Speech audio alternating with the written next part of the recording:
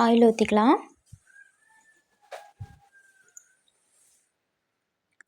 சோம்பு, பட்டை, கிராம்பு, இலை, ஏலக்காய் இதெல்லாம் சேர்த்துக்கலாம். வெங்காயம், பச்சை மிளகாய் சேர்த்துக்கலாம்.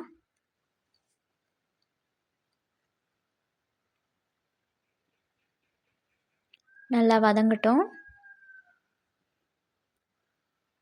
வதங்கின பிறகும் இஞ்சி பூண்டு பேஸ்ட்டு சேர்த்துக்கலாம்.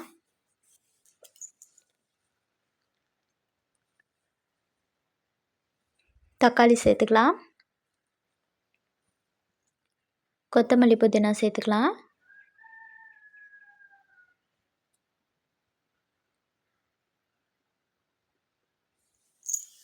தக்காளி நல்லா வதங்கின பிறகு தயிர் சேர்த்துக்கலாம்.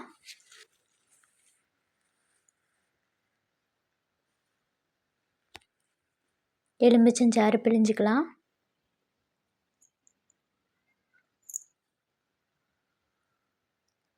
மிளகாய்த்தூளும் பிரியாணி மசாலாவும் கொஞ்சம் சேர்த்துக்கலாம்.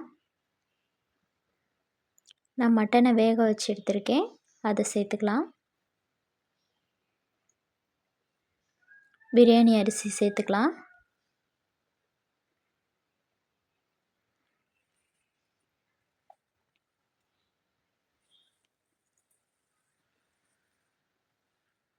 தேவையான அளவு உப்பு,